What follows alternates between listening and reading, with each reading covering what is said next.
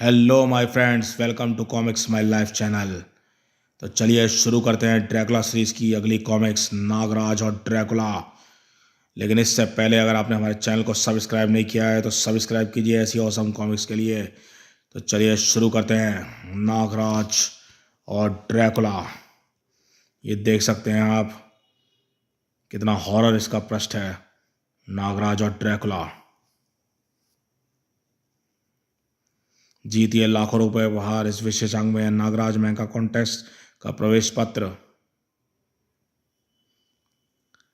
राजनगर को महानगर से जोड़ने वाला ये सुपर हाईवे वैसे तो काफ़ी व्यस्त रहता है, लेकिन आज इस पर ट्रैफिक ना के बराबर है, क्योंकि राजनगर पर हुए ड्रैकुला के हमले के बाद महानगर वाले राजनगर जाना नहीं चाहते और राजनगर वाले वैम्पायरों के आतंक के कारण घर से बाहर आना नहीं चाहते।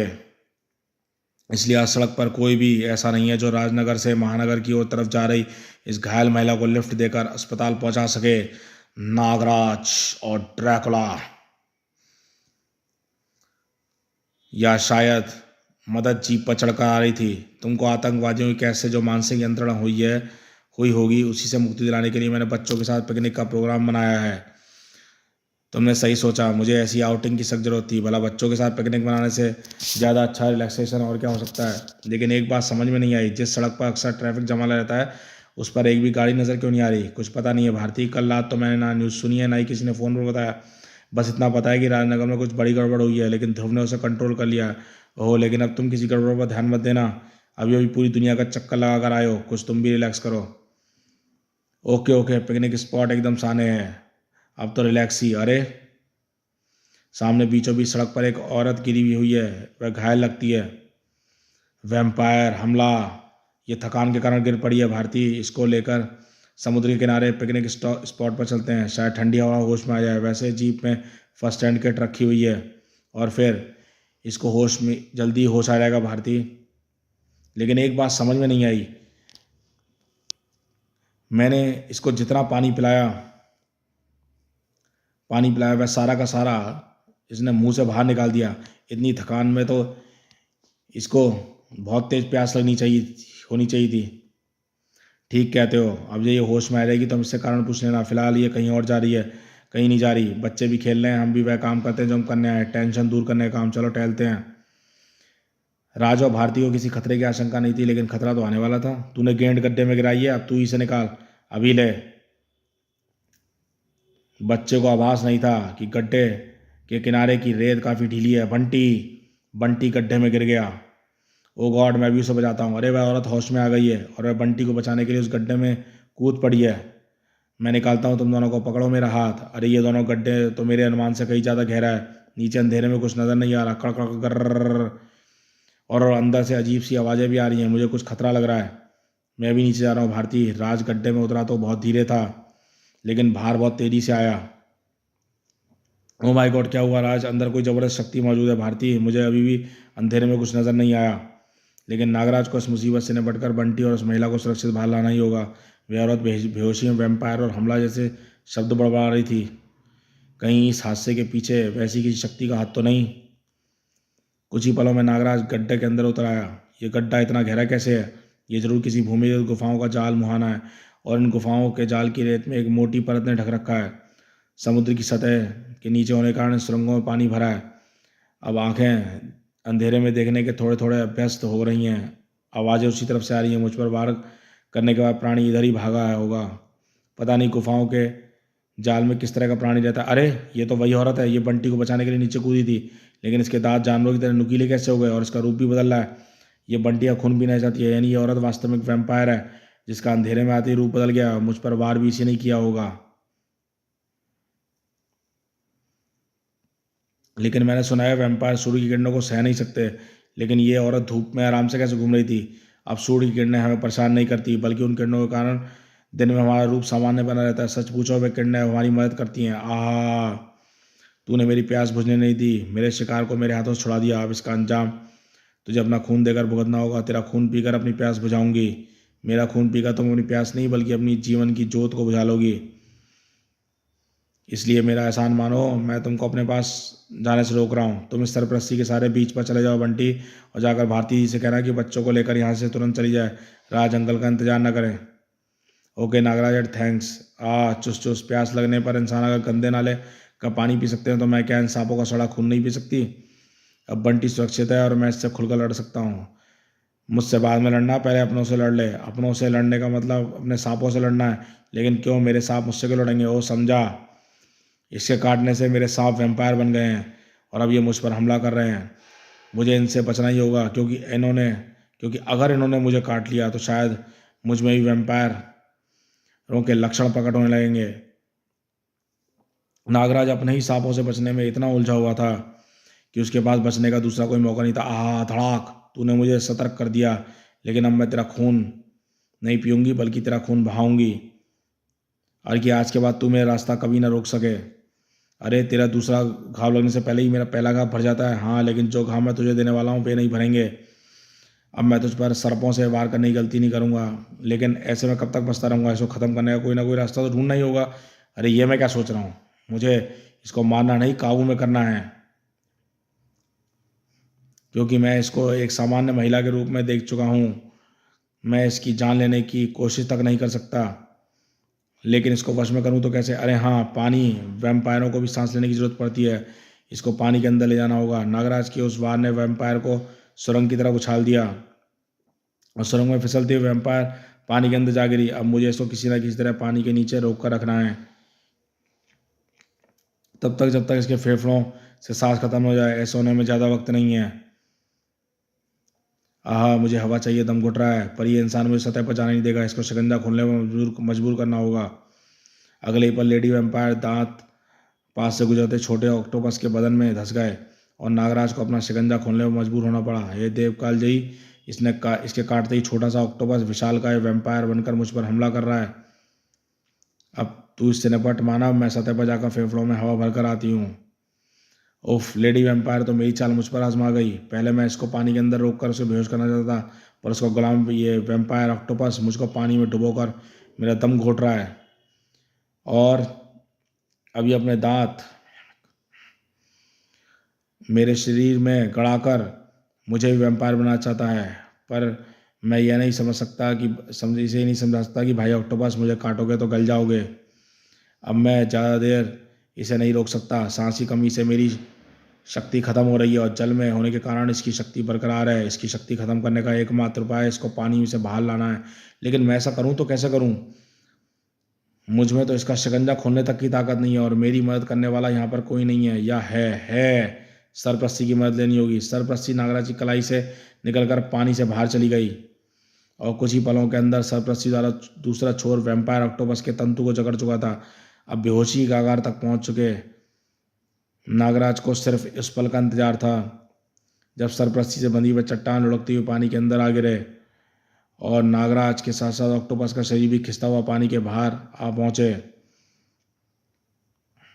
और नागराज के नाग शक्ति से भरा हुआ एक शक्तिशाली वार सांस से तड़पे ऑक्टोपस को बेहोश करने के लिए काफ़ी था। ये कैसे हो गया? तू पानी से बाहर कैसे आ गया? यह आसान सा काम था, खासतौर से जब मेरे पास एक ऐसी रस्सी हो जो मेरे इशारों पर सोच समझकर खुद काम कर सकती हो। मेरी सरप्रस्ती ने पानी से बाहर निकलकर पहले सुरंग के छत पर लटकी एक बड़ी चट्टान को ढूंढकर उसको अपने शिकंजे में कस लिया। फिर उसको छत से चिपका की बजाय चट्टानी टुकड़ों को खोदकर चट्टान को नीचे गिरा दिया और जब चट्टान पानी में गिरी तो उसने लिफ्ट की तरह सरप्रस्ती के दूसरे छोर में फंसे ऑक्टोपस को मुझको ऊपर खींचकर पानी से बाहर निकाल दिया। इसका मतलब एक ही है मानव, और वह यह है कि तेरी किस्मत में पानी से डूब कर मरना नहीं लिखा है, बल्कि मेरे हाथों में मरना लिखा है। नागराज को लेडी वैम्पायर से इतनी फुर्ती की उम्मीद नहीं थी। वह अपने शरीर को उस नुकीली चट्टान पर गिरने से बचा नहीं सका। अब अपने जान को अपने शरीर से धीरे धीरे निकलता हुआ देख। तूने बताया था ना कि तेरा खून पीकर लोग गल जाते हैं, लेकिन जो पहले से गला हो उसको तेरा खून भला क्या नुकसान पहुंचाएगा? ये सदियों से जमीन में दबे उन गले मुर्दों की नसें हैं जो मेरे इशारे पर जिंदा होकर तेरा खून पीकर फिर से अपना पुराना रूप पाने की कोशिश कर रही हैं।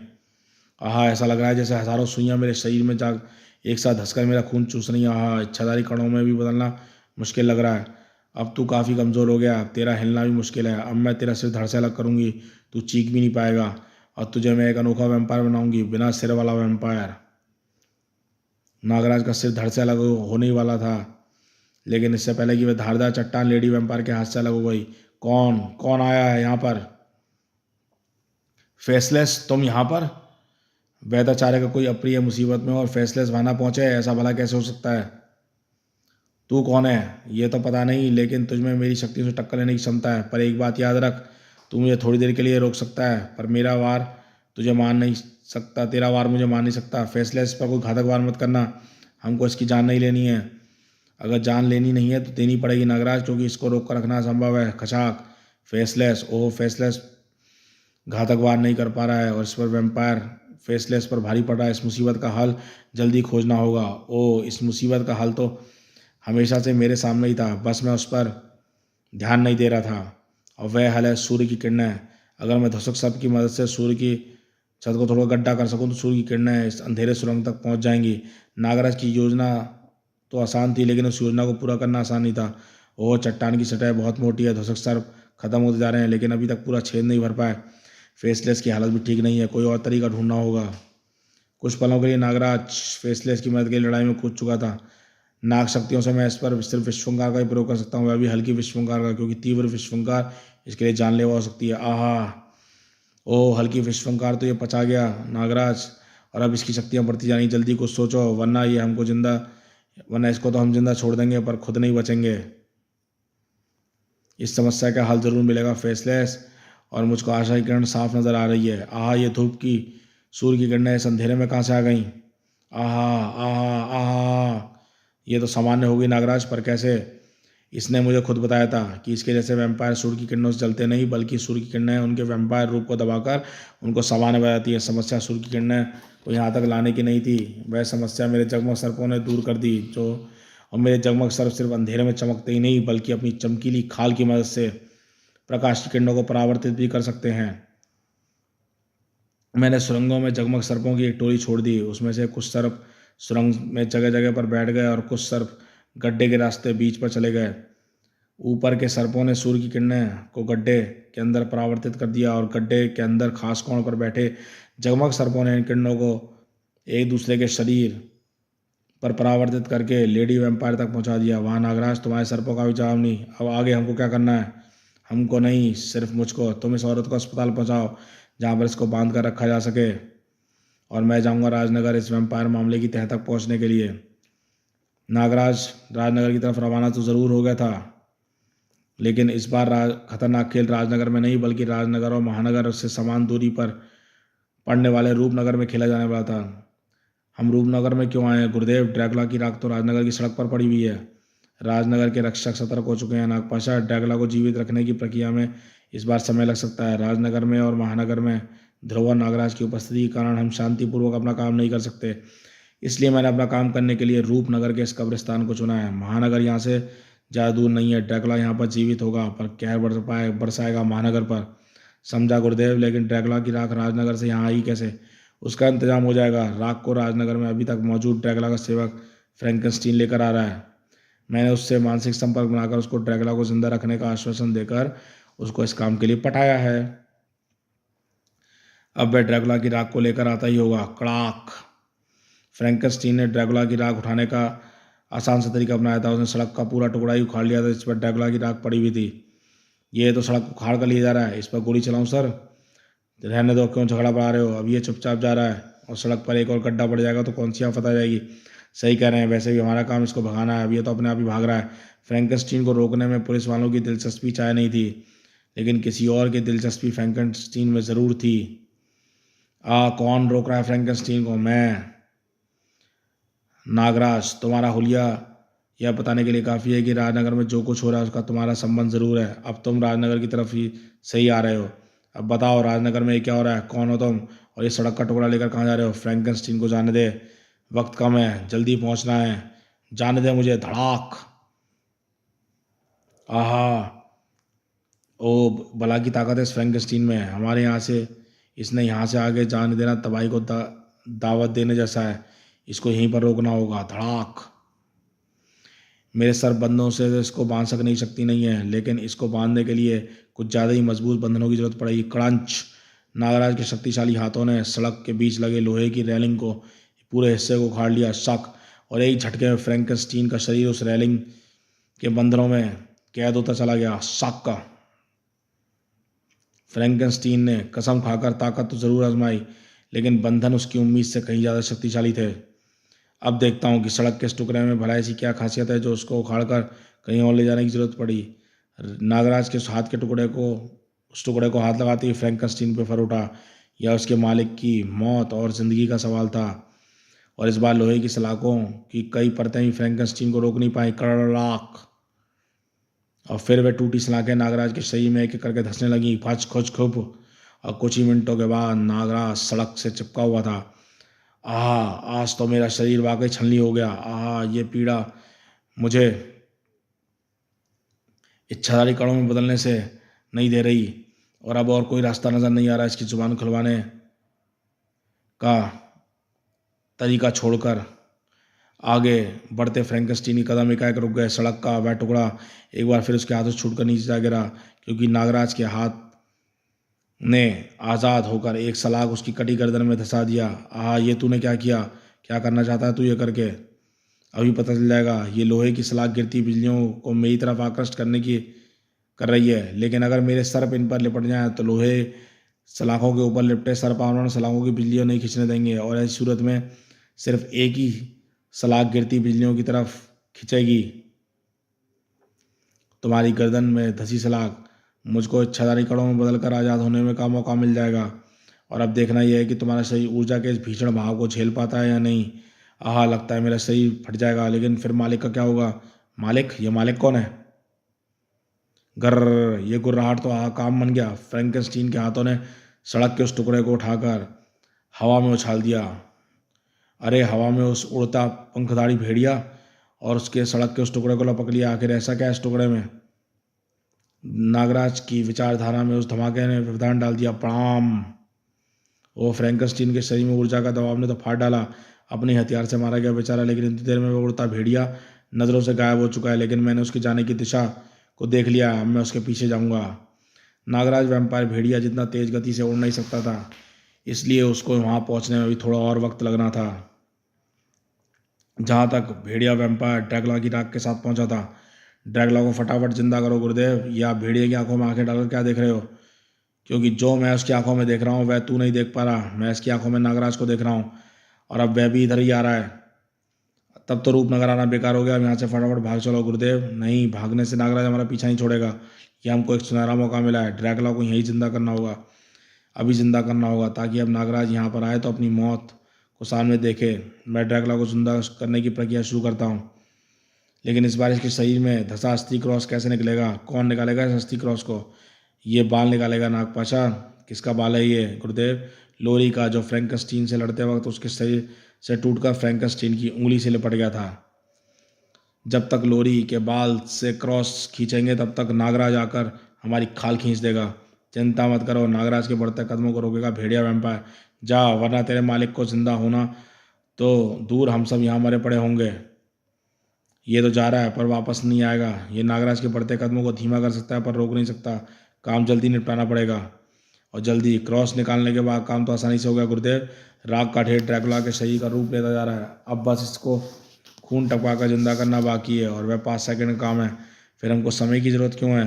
तू जितना दुष्ट है उतना ही भोला भी है नागपाशा। तूने एक बार पूछा था ना कि हम ड्रैगुला को वश में कैसे करेंगे।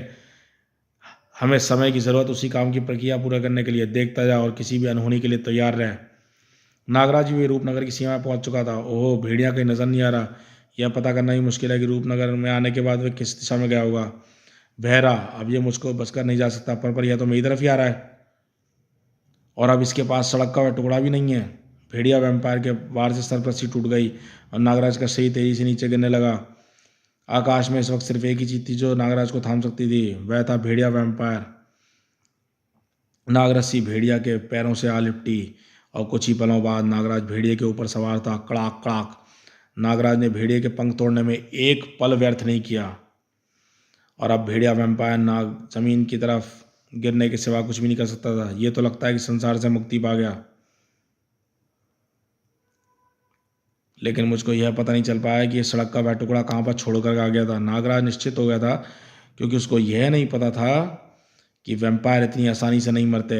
इसने तो मेरे शरीर में दांत गड़ा दिए और वैम्पायरों की तरह, यानी ये भेड़िया एक वैम्पायर है, इसलिए ये वैम्पायर पर गिरने के बाद भी नहीं मरा, ज़मीन पर गिरने के बाद भी नहीं मरा। खप मुझे काटने के बाद ये वैम्पायर भेड़िया तो गल गया, लेकिन इसके दांत मेरे शरीर में धंस चुके हैं। और जहाँ तक मुझको पता है, वैम्पायर जिस प्राणी का खून पीने की कोशिश करते हैं वह खुद भी वैम्पायर बन जाता है। आराग! नागराज एक वैम्पायर के रूप में तब्दील हो चुका था। वैम्पायर जाति एक बड़ी जीत हासिल करने में सफल हो गई थी। अब उसको दूसरी जीत का इंतजार था। ये आप क्या कर रहे हैं गुरुदेव? मुझे ड्रैकुला के बगल में क्यों लिपटा दिया? ड्रैकुला को वश में करने का बस एक तरीका है। ड्रैकुला का एक वैम्पायर जीवित मुर्दा, इसकी सारी शक्ति इसके शरीर के कारण ही है। इसलिए मैं ड्रैकुला में तेरी आत्मा को प्रविष्ट कराना जा रहा हूँ। ड्रैकुला तो गल जाने के कारण डर से नागराज को शायद ना काटे, लेकिन ड्रैकुला के शरीर में तेरी आत्मा होगी तो तुझको ड्रैकुला के शरीर के गलने की कोई कतई फिक्र नहीं होगी। और जब तू नागराज को वैम्पायर बनाकर उसके पाप का गुलाम नहीं बुला देता, तब तक तेरे अमर शरीर की रक्षा करूंगा। अब जा, मिला दे नागराज के जहरीले खून में वैम्पायर लार के विषाणु। गुरुदेव की आंतरिक शक्तियों ने नागपाशा की आत्मा को ड्रैकुला के शरीर में प्रवेश करा दिया और इस घटना के एक एक पल को ध्यान से देखा गया। धोखा! मुझे ध्रुव से लड़ाकर इसने मेरी सारी शक्तियां जान ली और अभी अपने शिष्य में के जरिए मेरे शरीर का प्रयोग अपने दुश्मन को खत्म करने के लिए करना चाहता है। मैं इसको सफल नहीं होने दूंगा। ड्रैकुला को डबल क्रॉस करके कोई नहीं बच सकता। ड्रैकुला की आत्मा विवश थी, क्योंकि सारी शक्तियां ड्रैकुला के शरीर से होने के कारण वह नागपाशा और गुरुदेव का कुछ नहीं बिगाड़ सकता था। और देखते देखते ड्रैकुला का शरीर जीवित हो उठा। हा हा हा हा! कमाल हो गया गुरुदेव, मैं अपने अंदर कई नई शक्तियां महसूस कर रहा हूँ। अब मेरे सामने एक नागराज तो क्या 10 नागराज भी नहीं ठहर सकते। अब आने दो नागराज को। मैं उसकी एक एक हड्डी को 100 टुकड़ों में तोड़ डालूंगा। नहीं नागपाशा, तू नागराज को मारेगा तो जरूर, लेकिन पहले अपना पल्ला भारी कर, नागराज को कमजोर कर, फिर मार। नागराज कमजोर कैसे होगा गुरुदेव? पहले हमें पूरे महानगर में तमाई फैलाएंगे, हर महानगर वासी को अपनी शक्तियों का बंधक बनाएंगे, और फिर महानगर वासियों से जान की सौदा नागराज की जान के साथ करेंगे, और फिर वह सौदा हम कभी पूरा नहीं करेंगे, समझा ना? अब जा, महानगर में विनाश फैला। समझ गया गुरुदेव, पर नागराज हमसे ऐसा सौदा करेगा, इसकी क्या गारंटी है? निर्दोषों की जान बचाने के लिए नागराज कुछ भी कर सकता है, और यही उसकी कमजोरी है। अब मैं तेरे शरीर को लेकर जाता हूँ, तू जा महानगर। नागराज जब यहाँ पर आएगा तो सिर्फ उसको मिलेंगी कब्रें और मिलेंगे मुर्दे। ये दोनों जा रहे हैं, मैं कैसे रोकूं इनको? कैसे? मुझे शरीर की ज़रूरत है। वैसे तो किसी मुर्दे के शरीर में प्रवेश कर सकता हूँ, लेकिन फिर मेरी शक्तियाँ उतनी होंगी जितनी उस मुर्दे के शरीर में होंगी। मुझे एक ताकतवर शरीर चाहिए, कि शक्ति धारक का शरीर। ओह, ये कौवा काफ़ी देर से उस कब्र के चक्कर काट रहा है। ये कौवा असाधारण है, यानी जिस कब्र के चक्कर काट रहा है वह भी असाधारण इंसान की होगी। अभी देखता हूँ। यह कब्र उस जिंदा मुर्दे की थी जिसका नाम था एंथोनी।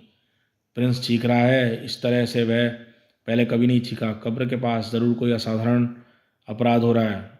अपने शरीर में अभी घुसकर इस अपराध को रोकता हूँ। एंथोनी को अपने शरीर में प्रवेश करने का मौका ही नहीं मिला, क्योंकि उसका शरीर पहले से ही कब्र फाड़ कर निकल गया था। हा हा हा हा हा! मिल गया मुझको उन धोखेबाजों को रोकने का रास्ता।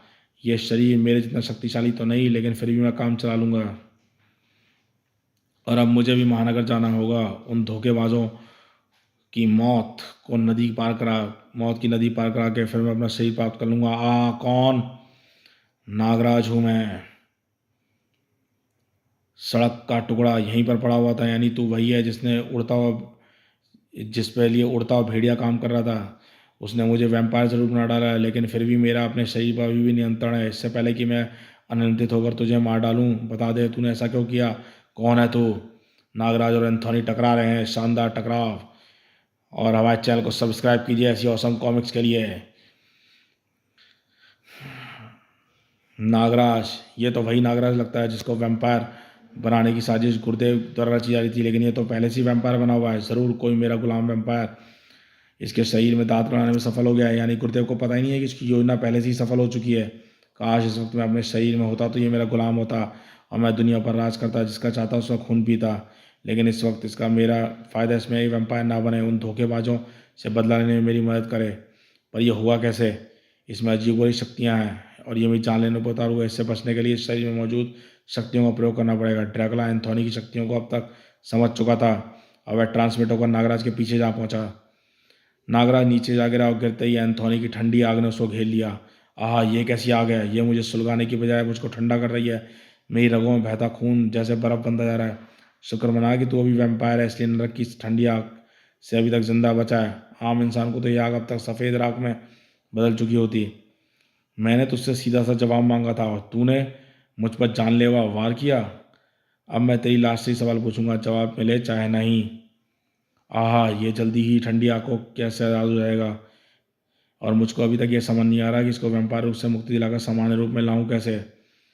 यह घमासान युद्ध देख रही एंथोनी की आत्मा बेचैन हो उठी। मेरे शरीर का प्रयोग नागराज को मारने के लिए किया जा रहा है। जो भी मेरे शरीर में उस शव में घुसा है उसको ऐसा करने से रोकना होगा, और उसको रोकने के लिए मैं कुछ नहीं कर सकता। मुझे भी एक ऐसा शरीर चाहिए, ऐसा शरीर जो मेरे शरीर को चुनौती दे सके, और ऐसा शरीर सिर्फ एक ही हो सकता है, मारिया के बेटे किंग का शरीर। किंग जिसके रूप में मैंने ही पुनर्जन्म लिया। अभी तो मैं जब भी किंग के शरीर में प्रवेश करता था तो एंथोनी की यादें एंथोनी के शरीर में ही छोड़ जाता था, और लेकिन इस बार मुझको एंथोनी की यादों के साथ ही किंग के शरीर में भी जाना होगा, और किंग के शरीर में मौजूद शक्तियों की मदद से एंथोनी के शरीर को भी खाली कराना होगा। एंथोनी अपनी तरफ से नागराज की मदद करने की कोशिश कर रहा था, और नागराज को शायद मदद की ज़रूरत भी थी। ठंडी आग उसके अंदर की ऊर्जा को नष्ट करती जा रही थी, लेकिन नागराज से ज़्यादा मदद की ज़रूरत इस वक्त महानगर को थी, क्योंकि असली खतरा महानगर में मंडरा रहा था। आहा, ड्रैकुला की ज़िंदगी तो बड़ी मज़ेदार है। सम्मोहित करो और खून पियो, चट चट, आहा, गटक गटक। जाओ मेरे गुलाम वैम्पायर भेड़ियों, फैला दो दहशत महानगर में, और जो मिले उसका खून चूस लो। जो मर गया वह किस्मत वाला होगा, जो बच गया वह मेरा गुलाम वैम्पायर बन जाएगा। यानी चित भी मेरी, पट भी मेरी, और सीधी भी मेरे बाप की। हा हा, ये तो शुरुआत है महानगर को बंधक बनाने की। मौत का नाच होना तो अभी बाकी है। शुरुआत ही इतनी भयानक थी कि अंत का अंदाजा लगाना भी मुश्किल था। कमिश्नर ने ऑर्डर दिए, शूट टू किल। महानगर में आतंक फैलाने वाला एक भी भेड़िया जिंदा नहीं बचना चाहिए। गोलियां जिंदों को मुर्दा बनाती हैं, लेकिन मुर्दों को क्या बनाती हैं? कुछ नहीं। माय गॉड, गोलियां तो उस पर बेअसर हैं। ये तो मेरा पूरा हाथ ही चबाया जा रहा है, गन सहित। कुछ ही देर बाद महानगर की सड़कों पर सिर्फ एक ही चीज चलती फिरती नजर आ रही थी, वैम्पायर भेड़िए। इस आतंक का मुकाबला करने की योजना भी बन रही थी। सभी महानगर वासियों को सलाह दी जाती है घरों के अंदर ही रहें, किसी भी सूरत में बाहर न निकलें, और अगली सूचना का इंतजार करें। मम्मी, मुझे तो बहुत डर लग रहा है। डर मत चिंपू, कुछ नहीं होगा। बम गिराओ, चीथड़ा दो इन शैतानों के। लेकिन मौत के एक नहीं अनेक रूप होते हैं। जमीन पर कुछ और हवा में कुछ और। हेलीकॉप्टर के अंदर ये चमगादड़ कहाँ से आ गए? ऐसे साइज के चमगादड़ तो मैंने पहले कभी नहीं देखे। ये वैम्पायर चमगादड़ हमारा खून चूस रहे हैं। हवा में यान पर नियंत्रण खोने का एक ही नतीजा होता है, दुर्घटना।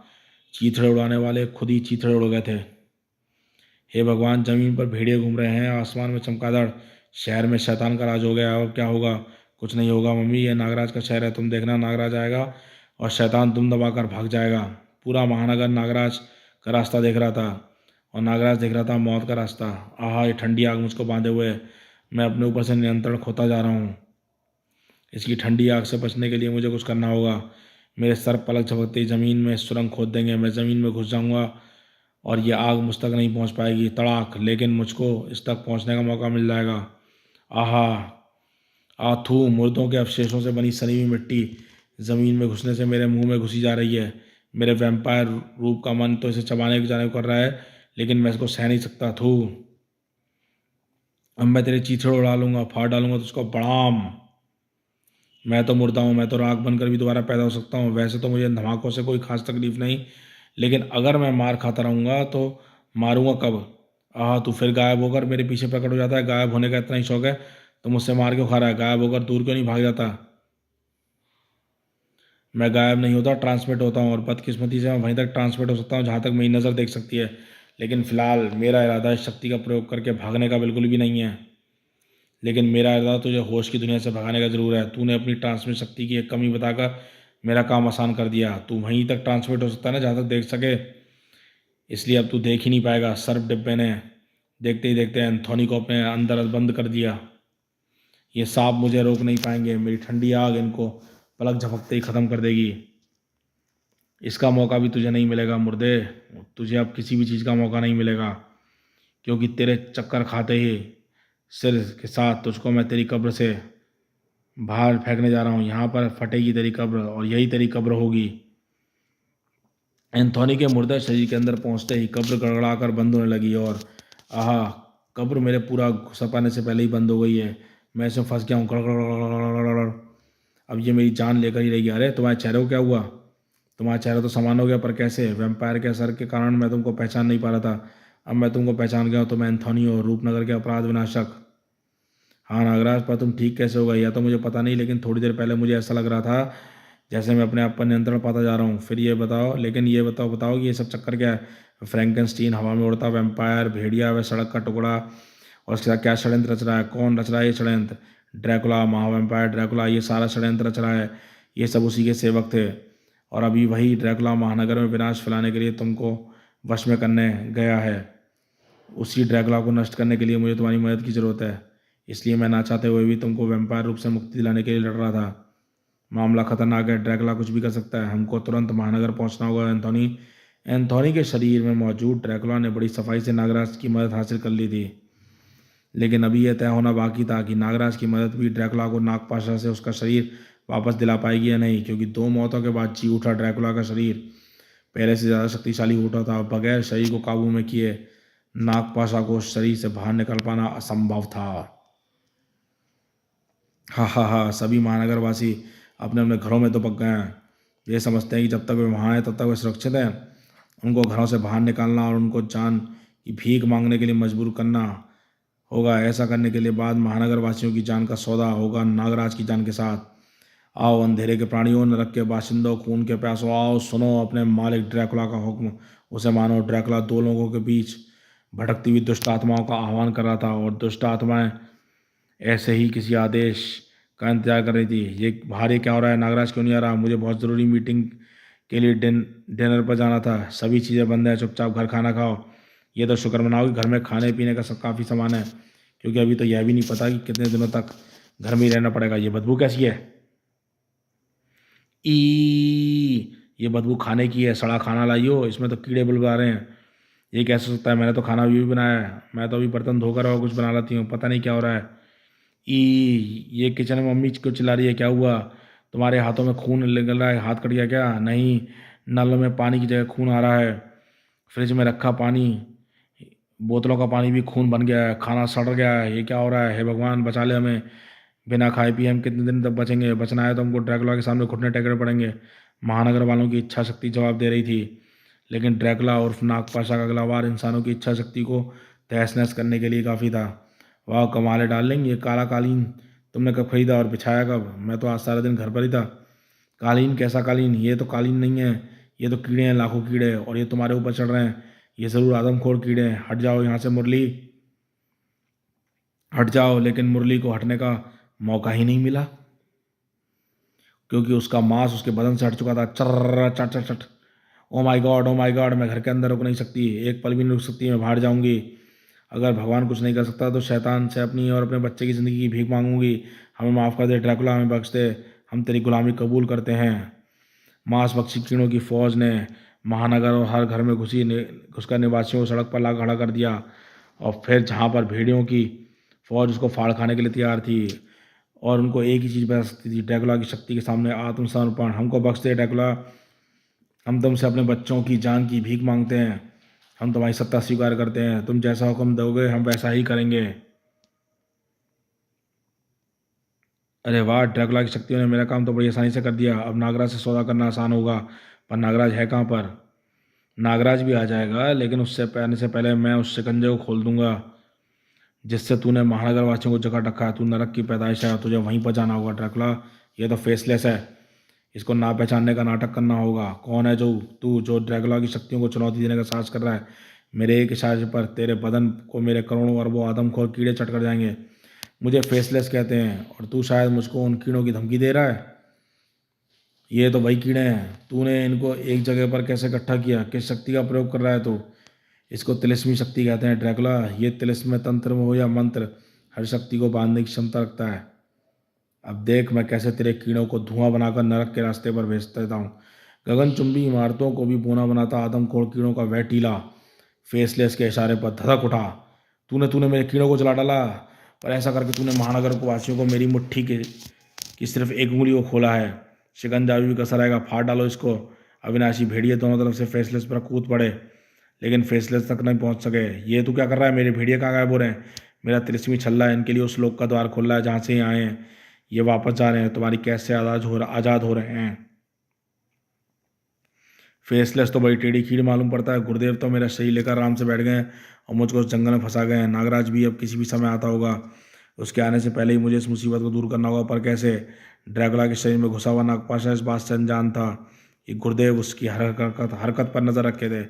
मैं जानता था नागपाशा को इतनी शक्तियों के बाद भी मदद की जरूरत पड़ेगी, और अब उसको वह शक्तियाँ मैं दूंगा। फेसलेस यानी बात नहीं जानता कि ड्रैकुला ड्रैकुला नहीं बल्कि नागपाशा है, और वह उस पर वही शक्तियाँ आज आजमाएगा जो एक वैम्पायर पर कारगर सिद्ध हों। इसलिए मैं नागपाशा के पास यांत्रिक शक्तियों को दूर प्रेषित कर रहा हूँ महानगर में। लो ड्रैकुला, अब महानगरवासी तुम्हारी नार की शक्तियों से सुरक्षित हैं, और अब मैं इनको हमेशा के लिए तुमसे सुरक्षित रखने का उपाय कर रहा हूँ।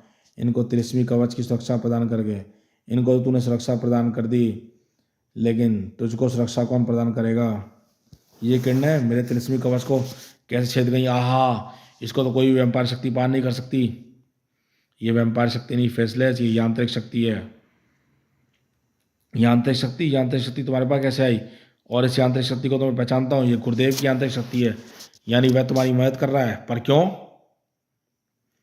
जहां तक मैं जानता हूँ वह तो नागपाशा के अलावा किसी और पर भरोसा करता ही नहीं है। शायद तुम ड्रैकुला नहीं कोई और हो। तू समझा तो सही फैसला, लेकिन जरा देर से समझा। अब समझने या समझाने का से तुझे कोई फर्क नहीं पड़ने वाला। यांत्रिक शक्तियों से युक्त ये सलाख पहले तेरे तिरस्मी कवच को छेदेगी, फिर दिल को। ओ, तूने पलट कर अपने दिल पर आता वार कंधे पर झेल लिया। यानी तू तड़तड़ा को मरना चाहता है। खैर तेरी मर्जी, वैसे भी तुझको धप भड़ाम एक झटके में मार देना चाहता हूँ। अरे मेरे दंड को किसने तोड़ डाला? किसमें है मेरी यांत्रिक शक्ति को चूर करने की शक्ति? मेरी ध्वसक सर्प शक्ति में क्षमता है ड्रैकुला, क्योंकि देव कालजयी के वरदान से प्राप्त होने के कारण ये सर्प तांत्रिक, मांत्रिक या यांत्रिक किसी भी शक्ति को भेद सकते हैं। नागराज, तू आ गया? तू साथ में किसको लाया है? तुझको मदद की जरूरत कब से पड़ने लगी? कमाल है, अभी हमारी पहली मुलाकात हुई है और तुम मेरा नाम तक जानते हो, और ड्रैकुला को यांत्रिक शक्तियों की जरूरत कब से पड़ने लगी? कुछ समझ में नहीं आ रहा। जरूर कहीं कुछ में कुछ गड़बड़ है। सारे महानगरवासी तुझे नाम ले लेकर पुकारे थे, और मैं तेरा खून पीने के लिए तो यहाँ पर आया हूँ। फिर मुझको तेरे बारे में पता क्यों नहीं होगा? फिर इसमें गड़बड़ कहाँ पर है? गड़बड़ है नागराज, ये ड्रैकुला नहीं है बल्कि ड्रैकुला के शरीर में। हाँ, बहुत बोलता है तू, लगता है तू मरने के बाद ही चुप होगा। हट पीछे ड्रैकुला। फेसलेस, तुम ठीक हो ना? मैं ठीक हूँ नागराज, तुम ड्रैकुला से जल्दी निपटो, वरना ये महानगर वासियों को बंधक बनाने के बाद तुमको मारने की कोशिश करेगा। पहली बार तो मैंने इसका प्लान विफल कर दिया था, पर अब इसके बाद दोबारा ऐसा करने पाने से पहले ही इसको ख़त्म कर दो, वरना पूरी दुनिया पर इसका ही राज होगा।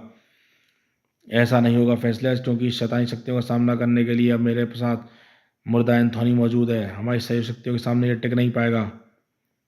मुर्दे को साथ लाए हो तो इसको मुर्दों से लड़ने दो। मैं भी देखूं भला ये महानगर को मेरे चंगुल से कैसे बचा पाता है।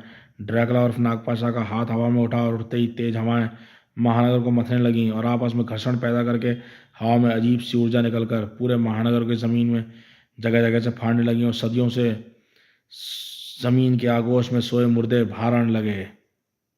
और उनके बाहर आने का एक ही मकसद था, महानगर वासियों को अपनी अपनी कब्रों तक ले जाना। एंथोनी के शरीर में मौजूद ड्रैकुला की आत्मा यह देखकर आग बबूला हो उठी। उफ, ये कमीना तो मेरी शक्तियों का प्रयोग करके अपना मतलब साध रहा है। मैं ऐसा नहीं होने दूंगा। ड्रैकुला की शक्तियों का अगर कोई प्रयोग करेगा तो सिर्फ ड्रैकुला। मुझे इस मुर्दे एंथोनी के शरीर में मौजूद सीमित शक्तियों की मदद से अपने गुलाम को रोकना होगा। नागराज की मदद करनी होगी ताकि वह मुझे मेरा शरीर वापस दिला सके। फिर मैं नागपाशा से भी निपट लूंगा और नागराज से भी। तुम ड्रैकुला पर ध्यान दो नागराज, मुर्दों से निपटने का काम एंथोनी पर छोड़ दो। ठीक है नागराज, तुम्हारे कारण मैं महानगर वासियों की सुरक्षा की तरफ से निश्चिंत हो गया हूँ। अब मैं अपना सारा ध्यान ड्रैकुला को हराने में लगा सकता हूँ। मैं इसको मार तो नहीं सकता, लेकिन बेहोश जरूर कर सकता हूँ। मैं इतना ही तो चाहता हूँ नागराज, एक बार ड्रैकुला यानी मेरा शरीर बेहोश हो जाए, फिर मैं अपने शरीर पर कब्जा करने की कोशिश कर सकता हूँ। मैं सही समय पर यहाँ पहुँचा। मेरे शरीर में घुसी ड्रैकुला की आत्मा ने बड़ी चालाकी से नागराज के साथ दोस्ती कर ली है। उसका एकमात्र उद्देश्य अपने शरीर को वापस हासिल करना है। मुझको यह समझ नहीं आ रहा है कि मुझको जो हो रहा है वह होने देना चाहिए या रोकना चाहिए। आज पहली बार किंग की शख्सियत पर एंथोनी की शख्सियत हावी हो रही थी। मैंने निर्णय ले लिया है, एंथोनी के शरीर मुर्दा शरीर में घुसे ड्रैकुला को भी वही कर रहा है जो अपने शरीर में रहकर करता। वह अपनी शक्तियों के कारण पैदा हुए शैतानों को ख़त्म कर रहा है, लेकिन मैं तब तक इंतजार करूंगा जब तक ये सारे शैतान ख़त्म नहीं हो जाते। उसके बाद मैं अपने ही मुर्दा शरीर एंथोनी को ख़त्म करके ड्रैकुला की आत्मा को आज़ाद करूंगा और फिर खुद किंग का शरीर छोड़कर आत्मा के रूप में ड्रैकुला की आत्मा को वश में करूंगा। तब तक शायद नागराज ड्रैकुला के शरीर को भी बेहोश कर से तब तक ड्रैकुला का शरीर बेहोशी की कैद में होगा और उसकी आत्मा मेरी कैद में। तब तक मैं नागराज और ड्रैकुला का युद्ध देखता हूँ और इस बेहोश नकाबपोश को इन शैतानों से बचाता हूँ, वरना ड्रैकुला के शैतान इसको ज़मीन के नीचे खींच लेंगे। किंग की उम्मीद पूरी होती नजर नहीं आ रही थी, क्योंकि नागराज ड्रैकुला की आंतरिक शक्तियों के पार नहीं जा पा रहा था। मेरी शैतानी शक्तियाँ तो दूसरे शैतानों से पैदा करने में व्यस्त है नागराज, लेकिन मेरी आंतरिक शक्तियाँ मुक्त हैं। मैं दोनों तरफ से वार कर सकता हूँ। अगर तू घुटने टेक दे तो मेरा गुलाम बन जाएगा तो महानगर बच जाएगा, वरना मेरी गुलाम आत्माएं हर महानगरवासी को कब्रों में घसीट ले जाएंगी। ये सही कह रहा है, मुझको ये लड़ाई जल्द से ख़त्म करनी होगी, वरना मुझे सचमुच घुटने टेकने के लिए बाध्य होना पड़ेगा। रात की बात बस यही है कि फ़िलहाल मुझको इसकी आंतरिक शक्ति से निपटना है, लेकिन ये आंतरिक शक्ति इसके बाद आई कहाँ से? तड़ाक! नागराज इस सवाल का जवाब ढूंढ नहीं पा रहा था, लेकिन किंग के पास ये सूचना तेजी से आ रही थी। काऊं काऊं काऊं, मुझे बचाने के लिए शुक्रिया बच्चे, पर तुम कौन हो? और ये कौवा तुमको क्या बता रहा है? ये प्रिंस है, मेरा कौवा। ये ड्रैकुला की पोल खोल रहा है। ये बता रहा है कि ड्रैकुला के शरीर के अंदर किसी नागपाशा की आत्मा है। नागपाशा? तो इस बार ये चाल चलिए उस दुष्ट ने। तुम्हारा परिचय फिर कभी पूछूंगा दोस्त, फिलहाल तो मुझको किसी की मदद लेने जाना है। अब मुझको भी सारी बात का पता चल गया, अब मुझे भी अपनी योजना बनाने में आसानी होगी। फेसलेस की तिलिस्मी गुरु वैदाचार्य से मदद तिलिस्मी गुरु वैदाचार्य से चाहिए थी। तुम ये क्या कह रही हो भारतीय? नागपाशा ड्रैकुला की शक्तियों की मदद से आतंक फैलाकर नागराज को वश में करना चाहता है। हाँ दादाजी, और उसको अगर कोई रोक सकता है तो सिर्फ आपका तिलिस्म। पूरा महानगर उसके शिकंजे में है। मुझे बड़े तिलिस्म की रचना करनी होगी, उसमें वक्त लगेगा, लेकिन मैं ये तिलिस्म बनाऊंगा, ज़रूर बनाऊंगा। एंथोनी के शरीर में मौजूद ड्रैकुला को अपने गुलामों की हर कमजोरी का पता था, इसलिए उनको ज़मीन में वापस लाने में कोई दिक्कत नहीं हो रही थी। यह गया आखिरी शैतान वापस ज़मीन के अंदर। अब मैं और शैतानों को बाहर आने तक नागराज की मदद कर सकता हूँ। तुम नागराज की मदद कैसे करोगे एंथोनी? तुमको तो खुद मदद की ज़रूरत पड़ने वाली है। किंग, तुम यहाँ पर कैसे? एंथोनी की याददाश्त को टटोल कर उसके शरीर के अंदर मौजूद ड्रैकुला की आत्मा ने किंग के बारे में जान लिया था। मैं तुमसे अपना शरीर वापस लेने आया हूँ ड्रैकुला, ले लेना। अगर अपना शरीर मेरी ठंडी आग से बचा सको तो ज़रूर ले लेना। ये ठंडी आग किंग के शरीर पर असर नहीं करेगी ड्रैकुला। अगर तुम एंथोनी की याददाश्त को टटोलोगे तो तुमको पता चल जाएगा कि एंथोनी किंग के शरीर को एक ऐसे ऊर्जा कवच से सुरक्षित रख देता है जिसको कोई भी शक्ति पार नहीं कर पाएगी, ठंडी आग भी नहीं। अगर मैं तुझे नुकसान नहीं पहुंचा सकता, तू मुझको भी नुकसान नहीं पहुंचा सकता। अब तो एंथोनी के शरीर में पानी से डरने वाली प्रवृत्ति भी नहीं है। मस्तिष्क की शक्ति दुनिया की सबसे बड़ी शक्ति होती है, और किंग के जिंदा और दिमाग की मानसिक ऊर्जा का सामना एंथोनी का मुर्दा दिमाग नहीं कर सकता। आहा! सड़क की गर्द परत कड़कड़ाकर टूटी और एंथोनी सीवर में गिरने लगा। मुझे यहाँ से ट्रांसमिट होकर निकलने में ज़्यादा वक्त नहीं लगेगा। ज़रूर ट्रांसमिट होना है एंथोनी और ड्रैकुला, लेकिन उससे पहले देखने के लिए रोशनी का तो इंतजाम कर लो। मानसिक शक्ति ने सड़क की सतह को तो जैसे तोड़ा था वैसे ही जोड़ भी दिया, और सीवर लाइन की गुप्त अंधेरे में गुम हो गई। उफ, कुछ भी नज़र नहीं आ रहा, और बगैर कुछ देखे ट्रांसमिट होने की कोशिश का कोई नतीजा नहीं निकलेगा। अब तुम्हारे सामने दो ही रास्ते हैं ड्रैकुला, या तो एंथोनी यानी मेरे शरीर को छोड़कर आत्मा के रूप में सीवर लाइन से बाहर आ जाओ, या फिर एंथोनी के शरीर में कैद रहकर हमेशा के लिए सीवर लाइन में भटकते रहो। तूने मेरे सामने कोई रास्ता नहीं छोड़ा एंथोनी। अब तो मुझे शरीर को से बाहर आकर तुझसे निपटना ही पड़ेगा। अगर मैं तेरे शरीर में रह नहीं सकता तो तू भी अपने शरीर में तब तक नहीं घुस सकता जब तक मैं ऐसे शरीर को ना ढूंढ लूँ जिसके ज़रिए मैं अपने शरीर को वापस पा सकूँ। दो जबरदस्त शक्तियाँ युक्त आत्माएं एक दूसरे से टकरा रही थीं। ओह, यह मुझको रूपनगर की ओर धकेलने की कोशिश कर रहा है, पर क्यों? एक दूसरे से उलझी है। दोनों आत्माएं बिजली से भी ज़्यादा तेज गति से रूपनगर की तरफ बढ़ रही थीं, और महानगर में नागराज की एक हारती हुई लड़ाई लड़ रहा था। उफ, इसके यंत्रों को जैसे ही तोड़ता हूँ वैसे ही इसके शरीर पर एक और यंत्र उभर जाते हैं। समझ में नहीं आ रहा ड्रैकुला के पास ये शक्ति आई कहाँ से। कहीं ये गुरुदेव का काम तो नहीं है? ये गुरुदेव का ही काम था। हाँ हाँ, अब तो वह मुर्दा भी कहीं नज़र नहीं आ रहा। नागपाशा, फिर से दुष्ट आत्मा को बुला, महानगर पर कहर बरसा और नागराज को घुटने टेकने पर मजबूर कर दे। अरे अरे, मुझे दो आत्माएं लड़ती हुई नजर आ रही हैं। ये तो उसी मुर्दे की और ड्रैकुला की आत्माएं हैं। और वो ड्रैकुला नागराज के शरीर में घुसने की कोशिश कर रहा है। अभी मेरी यांत्रिक शक्ति नागपाशा की मदद करने में व्यस्त है, इसलिए नागपाशा के शरीर पर चढ़ा सुरक्षा कवच थोड़ा क्षीण हो गया है। ड्रैकुला की आत्मा उसको भेजने में सफल हो सकती है। क्या करूं मैं? अब मैं समझा ड्रैकुला की चाल। ये यहाँ पर नागपाशा के शरीर में घुसने के लिए आया है। मैं इसको ज़्यादा देर रोक नहीं पाऊंगा। एक ही रास्ता है, नागपाशा के शरीर को रास्ते से हटाना होगा। प्रिंस भी मेरे पीछे उड़ता हुआ वापस आया। अगर ड्रैकुला नागपाशा तक पहुंच सकता है तो प्रिंस और उसके दोस्त भी नागपाशा के शरीर तक पहुंच सकते हैं। प्रिंस एंथोनी का हर एक इशारा समझता था। उसकी चोंच खुली और कर्कश आवाज़ गूंजी और दर्जनों की आवाज़ तादाद में ठूंठों में सोए कोए नागपाशा के शरीर पर टूट पड़े। अरे अरे, ये क्या? कोए दर्जनों कोए नागपाशा के शरीर को नोच रहे हैं। नागपाशा का शरीर दर्जनों कोहों के पेट के अलग अलग चला गया तो कभी जुड़ नहीं पाएगा। अब तो नागपाशा को जगाना ही पड़ेगा। यांत्रिक शक्ति यांत्रिक शक्ति की मदद से शरीर को लेकर महानगर तक जाना होगा। वैसे तो यांत्रिक शक्ति की मदद से नागपाशा के शरीर को सुरक्षित करना मेरे लिए मामूली सा काम है, लेकिन इस वक्त यांत्रिक शक्ति का प्रयोग मैं ड्रैकुला की शक्ति के देने में कर रहा हूँ। अब अगर ये शक्ति मेरे शरीर से हटी तो नागराज शायद ड्रैकुला और उसके शरीर में घुसे नागपाशा को हरा दे। अब तो इस मुसीबत से बचने के लिए महानगर तक पहुंचकर नागपाशा की आत्मा को मुझे शरीर में स्थानांतरित करना होगा। आगे की योजना बाद में बनाएंगे। गुरुदेव जा रहा है, मुझे भी उसके पीछे जाना होगा। प्रिंस और उसके दोस्त कोहों की हरकत ने पूरी घटना को अजीब सा मोड़ दे दिया था। नागराज पर मेरी यांत्रिक शक्ति खास असर नहीं कर रही है। अब मैं ड्रैकुला की शैतानी शक्तियों का प्रयोग भी कर सकता हूँ, क्योंकि उनसे लड़ने के लिए वह मुर्दा भी आसपास कहीं नहीं है। लेकिन मेरी शैतानी शक्तियाँ भी पूरी तरह से काम क्यों नहीं कर रही? शैतानी आत्माएं पूरी तरह से ज़मीन से बाहर क्यों नहीं आ पा रही हैं? शायद मुझे ड्रैकुला की शक्तियों का पूरी तरह से उपयोग करना नहीं आता, या चक्कर कुछ और ही है। दोनों बातें सही थी। ड्रैकुला की शक्तियों का पूरी तरह से उपयोग हो भी नहीं रहा था, और एक दूसरा कारण भी था। वैदाचार्य पूरे महानगर को तिलिस्मी जाल में घेर रहे थे और तिलिस्मी जाल शैतानी शक्तियों को काट रहा था। जल्दी कीजिए दादाजी, मुझे नागराज की मदद के लिए जाना है। मैं जानता हूँ भारती, लेकिन मुझे इतना बड़ा तिलिस्मी जाल फैलाने के लिए तुम्हारी मदद की ज़रूरत है। घटनाएं फिर से एक नया मोड़ ले रही थीं। ये क्या? ड्रैकुला के माथे पर मशीनी यंत्र का टकरा है और ड्रैकुला अचेत होकर गिर पड़ा। किसने की मेरी मदद? ये तो गुरुदेव है और इसकी बाहों में बेहोश नागपाशा है। तुम लोग मेरी मदद के लिए नहीं आ सकते, चक्कर कुछ और ही है। सही समझे नागराज, मैं नागपाशा की मदद के लिए आया हूँ। उस नागपाशा की जिसकी आत्मा अभी तक ड्रैकुला के शरीर के अंदर है, लेकिन अब वह अपने शरीर में प्रवेश कर रही है और नागपाशा फिर से जिंदा हो रहा है। ड्रैकुला के जरिए हम तुमको मार नहीं पाए, लेकिन हम तुमको अपने हाथों से मारेंगे, अभी और यहीं। नागपाशा का शरीर के टुकड़े कोहों का शरीर फाड़कर नागपाशा के शरीर से आ मिले। मैं अपने शरीर में आ गया हूँ गुरुदेव। वाह, लेकिन ड्रैकुला मौका पाकर अगर फिर से अपने शरीर में घुस गया तो? उसकी आत्मा किसी और आत्मा से लड़ने में व्यस्त है और हमने कौन से छुटकारा पा लिया है। तो थोड़ी देर तक नागराज को संभाल, तब तक मैं तेरी आत्मा को ड्रैकुला के शरीर में घुसाने का इंतजाम करता हूँ। मैं कोशिश करता हूँ गुरुदेव, पर काम जल्दी ख़त्म करना, वरना हम या तो नागराज के हाथों मारे जाएंगे या ड्रैकुला के हाथों।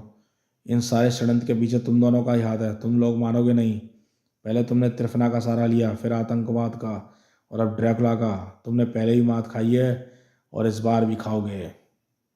ड्रैकुला और एंथोनी की आत्मा भी वहाँ पहुँच चुकी थी। झगड़ा ख़त्म कर दे एंथोनी। आत्माओं के बीच झगड़ा कैसा? मुझे अपने शरीर में घुसने दे ताकि तू तबाही फैला सके। कभी नहीं, मेरा शिकंजा नहीं खुलेगा। शिकंजा तुझे खोलना ही पड़ेगा। उधर देख, मैंने ऐसे ही किसी वक्त के लिए तुझे कुछ शैतानों को छोड़ दिया था किंग, इसको तो मैं भूल ही गया था। और वह मुर्दा किंग के शरीर के ज़मीन के अंदर खींच रहा है। मुझे उसे किंग को बचाना होगा, बचाना ही होगा। एंथोनी की आत्मा का शिकंजा खुलते ही नागराज ड्रैकुला की आत्मा तेजी से लपकी और ड्रैकुला जी उठा। हा, हे शैतान! ओफ, ड्रैकुला जी उठा। इस बार ज़रूर इसके अंदर इसकी आत्मा होगी। अब हम नहीं बचेंगे गुरुदेव। पहले ही हमको तड़पा तड़पा कर मारेगा, फिर हमें मारने के बाद हमारी आत्माओं को तड़पा तड़पा कर मारेगा। सिर्फ तुम ही नहीं, अब कोई इंसान नहीं बचेगा। अब ड्रैकुला को कुछ नहीं मार सकता, ना यूलोजन ना उसके वंशज। अब ड्रैकुला अमर हो गया है, क्योंकि मेरे शरीर में इतनी प्रतिरोधक क्षमता विकसित हो गई है कि हम ना सिर्फ यूलोजन जैसे किसी संत की हड्डियाँ मार सकती हैं, ना ही इसके किसी वंशज की। अब ड्रैकुला अमर है। आओ मेरी गुलाम शैतान प्रेत आत्मा, फैला दो चारों तरफ अपनी दहशत का राज। आओ। ये क्या हो रहा है गुरुदेव? अब तो सर्रे सर्रे से मुर्दों के अंग फूट कर बाहर निकलना ये कैसे संभव है? कोई रोको इनको। इस दुनिया में अरबों मौतें खरबों मौतें हो चुकी हैं नागपाशा।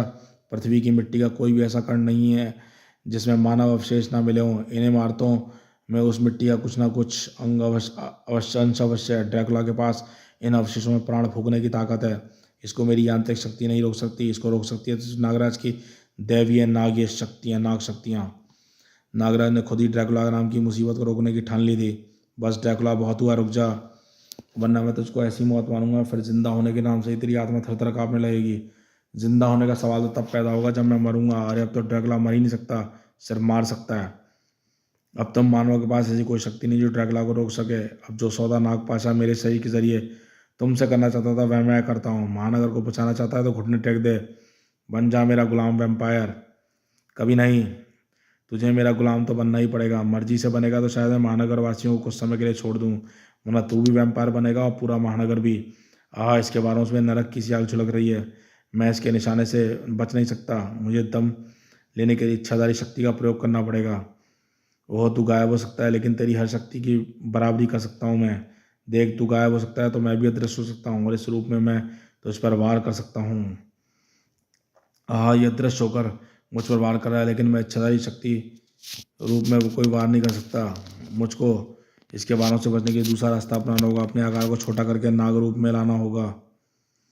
कमाल की शक्तियाँ तुझमें। तू नाग बनकर मेरे वारों को छका रहा है लेकिन ड्रैकुला तेरी शक्ति की भी बराबरी कर लेगा। देख, मैं चमगादड़ रूप में आ गया। इस रूप में मैं अपनी शिकार को ध्वनि तरंगों की मदद से देखकर एकदम वार करता हूँ और ये वार एकदम सटीक होते हैं।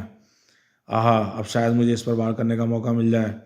नागराज तेरी समान रूप में वापस आया और चमगादड़ के रूप में ड्रैकुला का नाजुक शरीर इस वार को झेल नहीं पाया। फचाक। तूने मुझे जाल में फंसा लिया था नागराज, लेकिन इससे कोई खास फर्क नहीं पड़ने वाला। अरे मेरे शैतान वापस मिट्टी में समाने पर कैसे? क्योंकि मैंने पूरे महानगर को ऐसे तिलिस्म में बांध दिया है जिसके अंदर तेरी शैतानी शक्तियों को काटने की क्षमता है। अब महानगर में कोई भी शैतान नहीं बचेगा। जल्दी इस तिलिस्मी शैतानी शिकंजा तुझ पर भी पहुंच जाएगा और तू भी हमेशा के लिए नष्ट हो जाएगा। वैदाचार्य, आपने महानगर को शैतानों से मुक्त कराकर मेरी एक बहुत बड़ी मुसीबत दूर कर दी। ड्रैकुला नाम की मुसीबत कभी दूर नहीं होती। मेरी आंखों में देख नागराज। नागराज के पास भी तीव्र सम्मोहन शक्ति अवश्य थी लेकिन उसके बाद ड्रैकुला जितना अनुभव नहीं था। ड्रैकुला के सम्मोहन ने पल भर में नागराज को अपनी गिरफ्त में ले लिया। अब तू मेरे वश में है। तू अपनी पलकें भी नहीं हिला सकता, सिर्फ खुद को वैम्पायर बनने का तमाशा देख सकता है। सभी तमाशा देखते रह गए और ड्रैकुला के दांत नागराज की गर्दन पर जा गड़े। सभी की जुबान पर एक ही सवाल मचने लगा, नागराज का खून पीकर ड्रैकुला गल जाएगा या ड्रैकुला का दंश नागराज को भी वैम्पायर बना डालेगा? जवाब तुरंत ही सामने आया, मैं गल रहा हूँ, पर क्यों? नागराज मेरे कांटे से कैसे बच गया? वह वैम्पायर क्यों नहीं बना? वह इसलिए ड्रैकुला क्योंकि नागराज एक बार वैम्पायर बनकर ठीक हो चुका है। उसके शरीर ने तुम्हारे प्रति प्रतिरोधक क्षमता बना ली है लेकिन तुम्हारा शरीर विष के प्रति ऐसा नहीं कर पाया।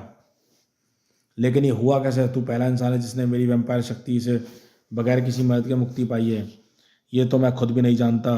ड्रैकुला जानता तो मरने से पहले तुझे जरूर बता देता। ड्रैकुला नहीं मरेगा, नहीं मरेगा ड्रैकुला। गलते ड्रैकुला के हाथ ने लंबा होकर नागपाशा की गर्दन को थाम लिया और ड्रैकुला के दांत नागपाशा की गर्दन में जा धंसे। ये क्या? ड्रैकुला ने नागपाशा का अमृत मिला खून पी लिया है और इसका शरीर फिर से ठोस हो रहा है। मैं बच गया, मैं बच गया।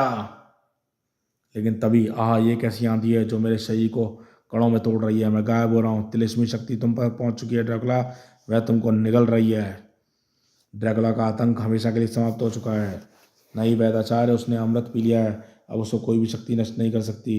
वह वापस आएगा और उसको रोकने के लिए हमको पूरी शक्ति लगानी पड़ेगी। समाप्त।